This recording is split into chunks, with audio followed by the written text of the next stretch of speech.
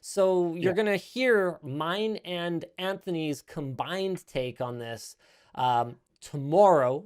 Don't miss that video because I might not agree with what Luke's about to say. I am now hitting the mute button like a good little boy. Luke, why don't you talk us through what's going on here? I just want to say, I just minimized all of my windows by accident by shaking that individual one.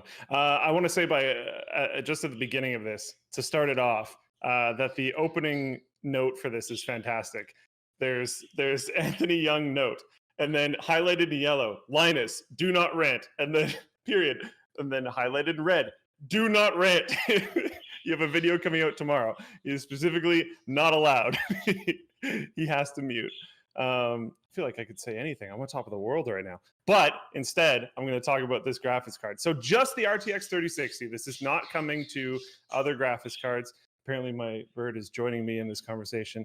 In an attempt or an effort to get these cards into the hands of people that they were at least originally intended for, they are releasing drivers, or I believe all of the drivers, will nerf Ethereum hash rates by roughly 50%.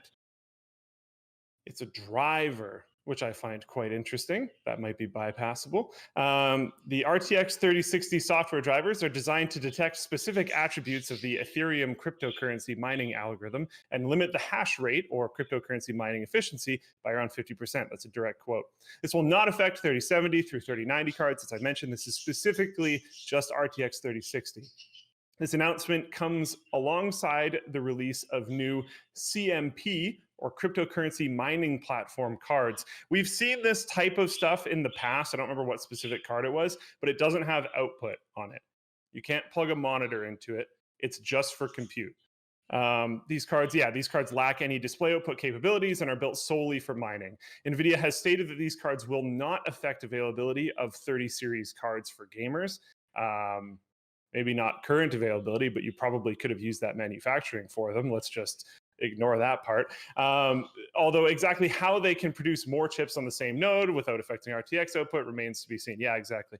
While CMP pricing is unavailable at this time, the performance and watt numbers of the top tier card, the 90HX, are noticeably lower than what a 3080 can achieve. 86 megahertz per second at 320 watts versus 100 mega hash, 86 mega hash per second at 320 watts versus 100 mega hash per second at 250 watts. This means a 3080 doesn't just perform better, it does so more efficiently. Womp womp. It's also a much easier card to it's also much easier to resell a 3080 than it is to resell old mining hardware, meaning miners can recoup more of their costs if they have the more GPU focused one for gamers than the actual mining specific card. Pricing and availability are really going to be the deciding factor on this. It's already hard enough to buy 3000 series cards. These are probably going to disappear as well. So who knows? We'll see what happens there.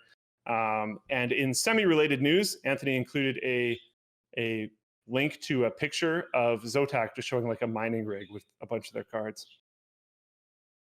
Apparently gamers were cheesed about that one. But I don't know, like it might not have been the most wise PR move to post that picture, but like they know what's going on, and I guarantee you that picture didn't change anything. No one's going to build a mining rig because they specifically saw that picture. I seriously doubt that's going to happen. So like it doesn't matter, but I do understand why people are riled up. They want their cards, and their cards are hard to get. But yeah, that's about it. You can unmute, but you're still not allowed to talk about it. Thanks, Luke. No problem, man. Great job, Luke. Heck yeah.